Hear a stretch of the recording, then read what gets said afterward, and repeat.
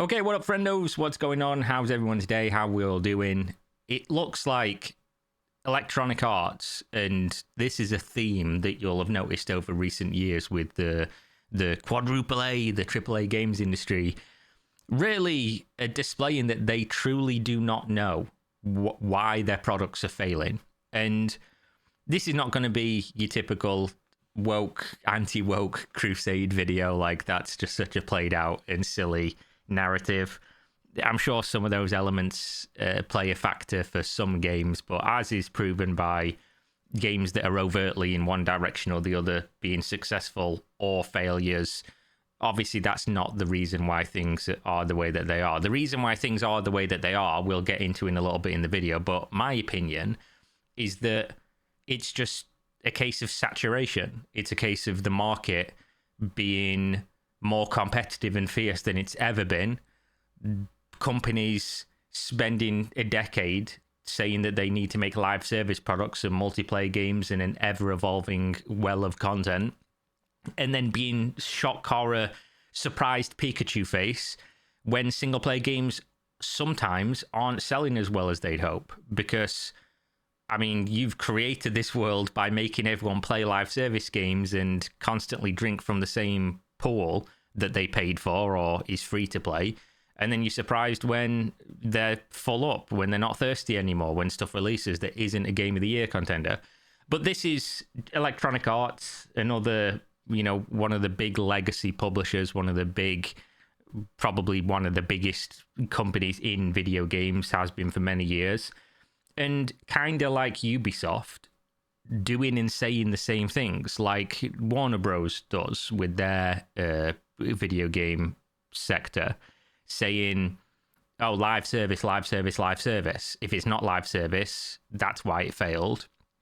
If it isn't live service, we should make it live service, because they don't understand that these are things that people can enjoy and these are things that people can enjoy, and you should have both, because then people can pick and choose.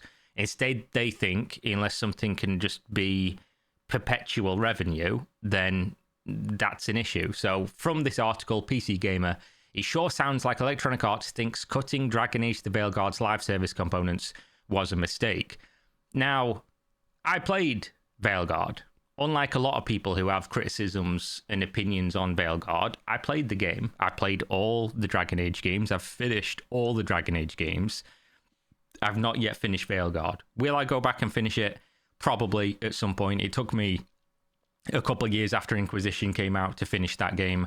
I wouldn't say I'm like a fan of the series. Dragon Age Origins was obviously the game. It was an amazing game. It still holds up to this day to be a great game. Dragon Age 2 was not good. I don't care what anybody tells me. Played that game on release day, finished it the next day. The game was content light. It was rushed. It was just copy paste of assets. The map design and everything was terrible. It was a bad game. It was an okay story. It was okay.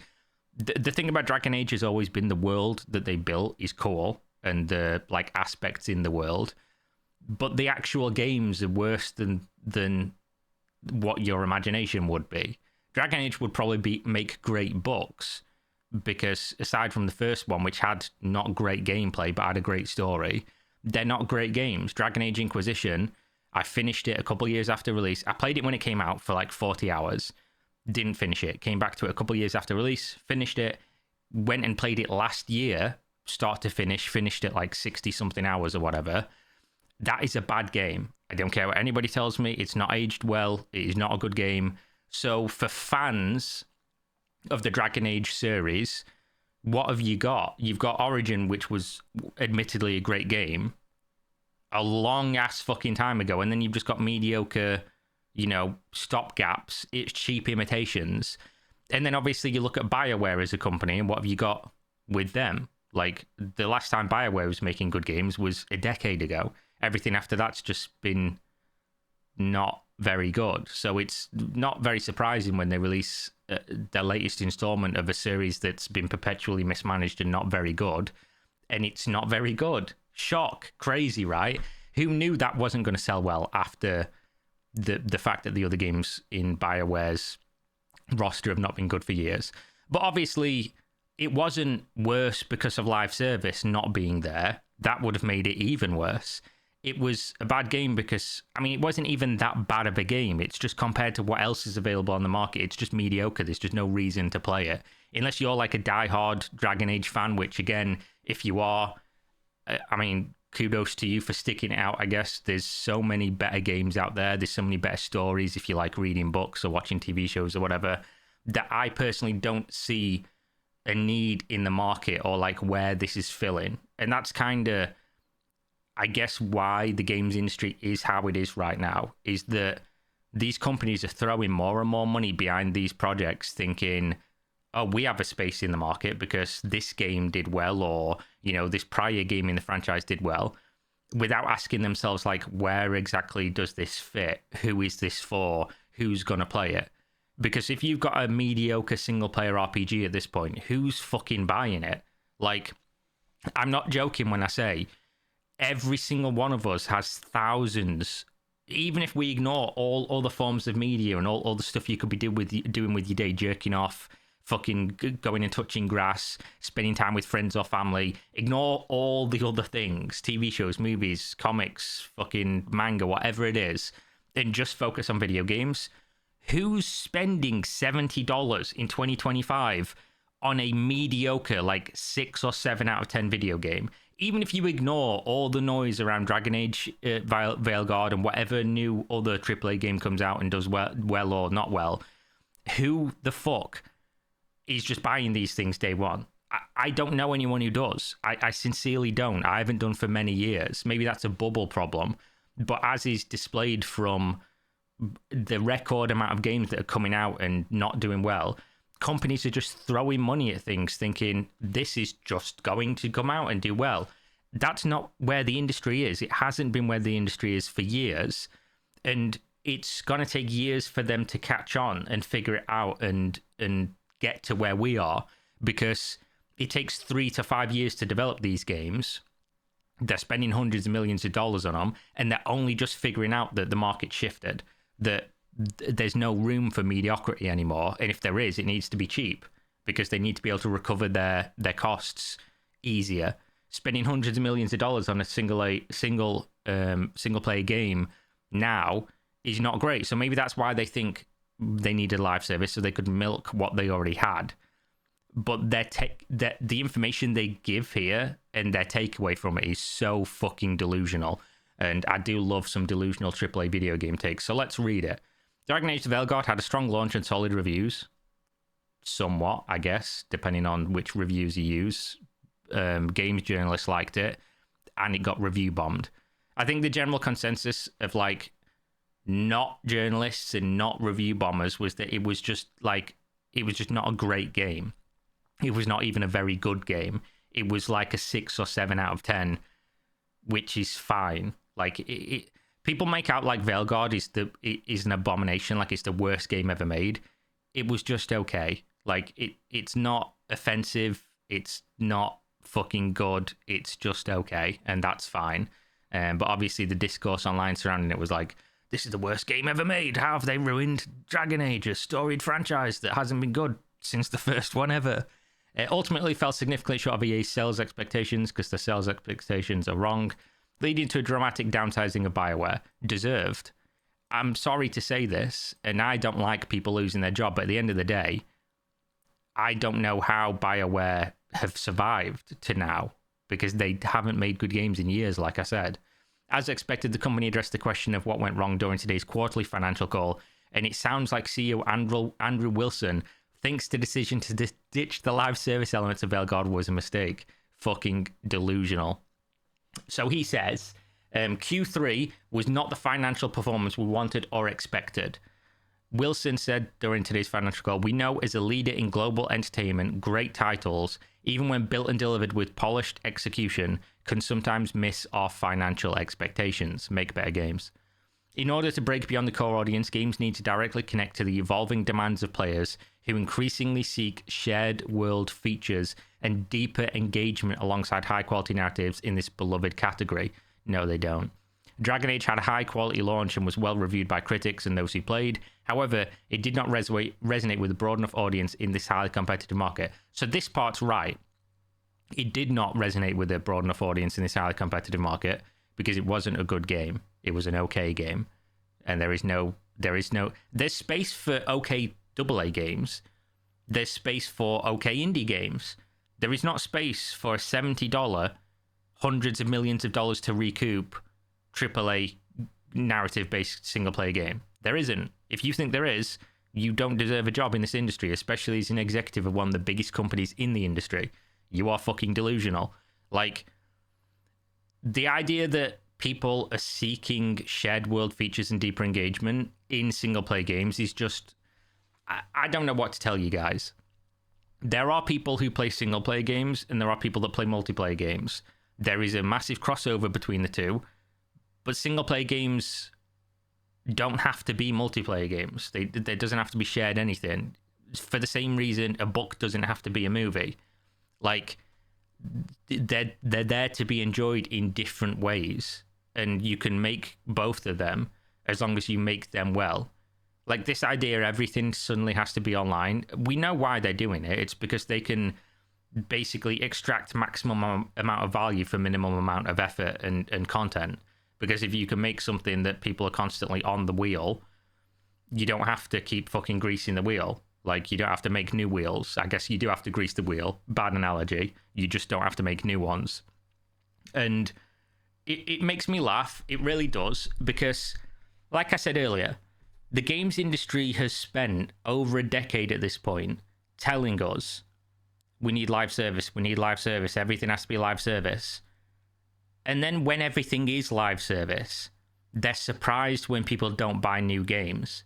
Because this is partly a problem of their own creation. What they did was they made less single-player games. Don't get me wrong, there's still plenty. I'm not like a doomer or whatever. There's still fucking way more than you could ever play as a normal adult with a life. But they put more effort into keeping you on other games for longer, spending more. And then they're surprised when you do that. Like, am I taking fucking crazy pills? Or is this exactly what they wanted in the first place? You don't get to make loads of live service games where people... This is how people consume games now. The majority of game hours in the world are on games as a service. They're on the Dotas and the League of Legends and the Valorants and the gacha games that are constantly evolving, and the MMOs and the ARPGs and things. That's where most people are spending their time nowadays. So how are you surprised when people are doing what you told them they needed and gave to them? It's very confusing when you're looking at it from like a perspective of somebody who does this. We were talking about this in my Discord earlier. I sincerely, again, I don't know who's buying AAA games day one, because I play Dota, I play Counter-Strike, I play Path of Exile, I play World of Warcraft whenever there's a new update or whatever, I play RuneScape. I go back, I play Rust when there's a new update, whatever. Everyone that I know has a roster of games that like are updated throughout the year that they go back to, and maybe they'll play it for 2 weeks, and then they'll move on to the next one that's in their roster and they'll play for 2 weeks, and then maybe a new one comes out and they'll play that for 2 weeks or a month, and then they'll go and play the new indie game, and then they'll go play an RPG from their Steam library that they bought 6 years ago and didn't play yet, or something that came out a year ago but is now on a 50% sale. Aside from like a handful per year of the Game of the Year contender single player $70-$80 games, I don't know who's buying these things. I don't know who these things are for, and I don't know who has the time for them when they're not, again, the Game of the Year contenders. I sincerely don't get it. If I didn't do YouTube for a living, you know, that can be argued, I guess. Do I even do that anymore? Because I never release videos. If I didn't do YouTube, I wouldn't have bought Dragon Age Veilguard. I wouldn't have bought that game, because I'd have just waited for it to be like $10 and then bought it and played it in like a weekend or whatever. I wouldn't have bought the game day one. And I did that because I just wanted to see, like, is it as bad as people are making it out to be, or is it just another installment in the forever disappointing Dragon Age franchise, which is what it turned out to be. So, who again? I just don't know who's buying this and why anybody who works in the industry that's perpetuated what the industry now is surprised. Especially because the indie games market is so big now, and they're releasing games that are not live service, but they're always being updated, and they're just fun. Like, you go play Slay the Spire now. Obviously, the game's very different from when the game first released. And the game, you can play that game for hundreds of hours without any new content. And there's fucking thousands of indie games like that. You can go play Project Zomboid, that's being updated like fairly frequently. Go play Dwarf Fortress. These games that you can play for hundreds, thousands of hours. RimWorld, things like that.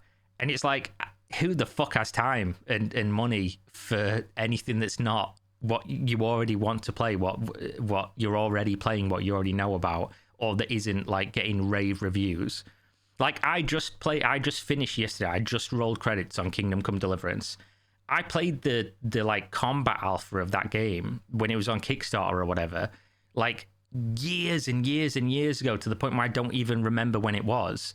And I just played it and finished it. I started it 3 days ago. I finished it last night at like 4 o'clock in the morning, just so that I can play the second one, because it looks like the second one's getting great reviews. Everyone loves it. The first one was really good, but was obviously like a janky, like cheap, not cheap to be like a dick, but you know what I mean? Like, the game didn't have like a huge budget or whatever.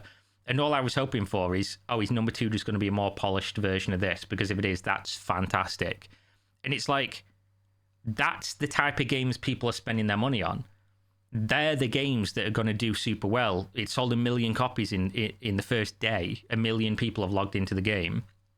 And that's just a single player game that's just well made by people who love what they do.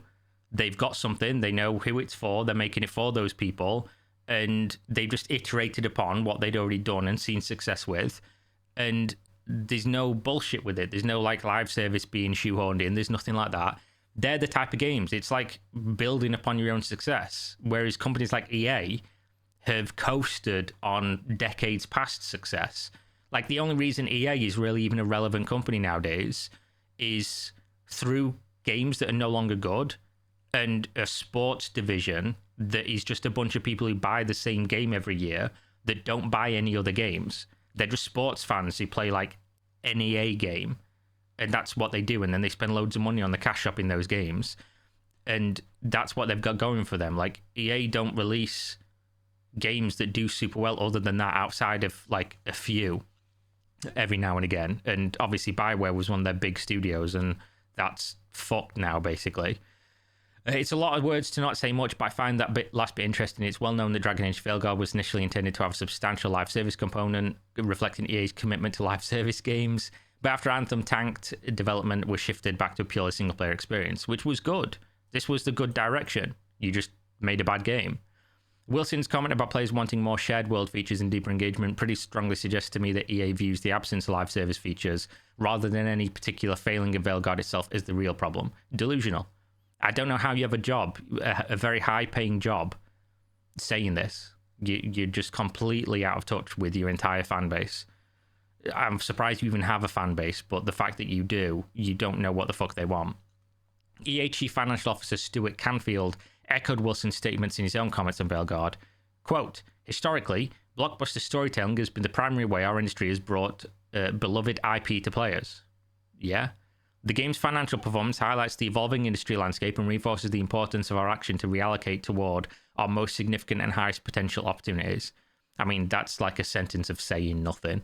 You just said, we'll put resources towards what's generating us the most money. Yeah, that's common sense, yeah. Lest there be any doubt, Wilson also noted during today's call that live service represents 74% of EA's business. And anyone would be surprised why they're saying stuff should have more live service. Like, come on, bro. This is not even really newsworthy when you see that stat. Company who makes 74% of their revenue says we should have live service because that's where we make all our revenue. If you're a hammer, everything's a nail. That's what they're seeing here. Specifically, as reported in EA's Form 8K filing, EA earned $7.347 billion in calendar year 2024. Way too much. Of that, $5.449 billion came from live services and other, aka microtransactions in sports games.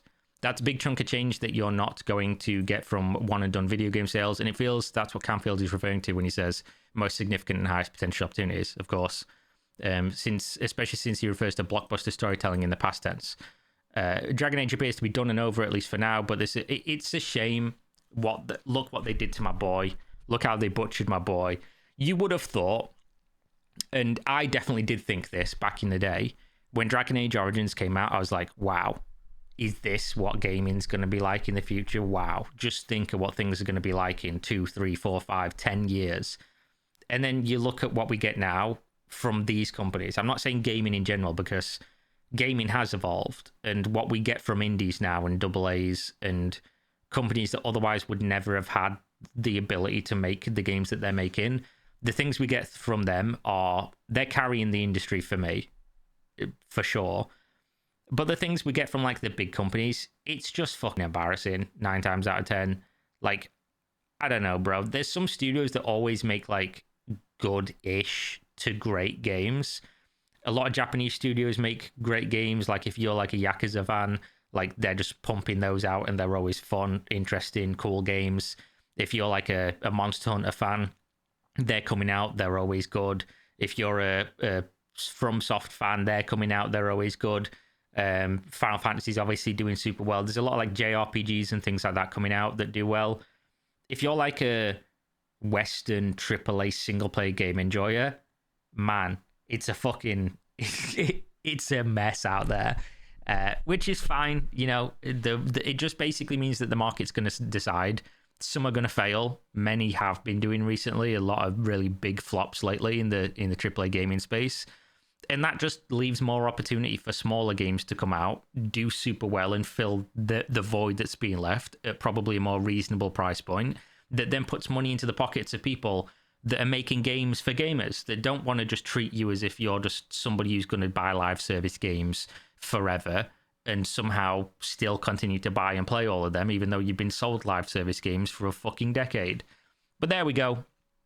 I think I repeated myself a bunch in this video, but it is what it is. I'm sure some people will understand what I'm saying and resonate with that, and some people will think I'm a moron. But I am just a moron making YouTube videos in his office with his cute little Nemo cat. Look at this cute little Nemo cat, just sleeping on my desk like always. This tiny little baby. But other than that, guys, hopefully, you know, the video was something for somebody. And if you enjoyed, suggest content you want to see me cover on my social media channels, Discord, Twitter, stuff like that. Patreon, if you want to throw me a few dollars for whatever reason, for nothing, you get nothing extra and you'll like it. And if you want to buy Gamer Supps, go to the link in the video description. Look how cool some of these new flavors and stuff look. Sploosh. You can go buy Sploosh. Put it in water, shake it, drink it, get you special waifu cups. They do loads of really cool merch as well now and stuff. They've even got a trading card game, which is fucking wild. Waifu trading card. Never thought I'd see the day. But if you use the link in the video description, you'll get kickback. I'll get... No, why do I fuck that up every time? You get a discount, I get a kickback. It's really easy. I make the money, you spend the money. How the relationship should work. But yeah, thanks for watching as always. See you next time. Peace.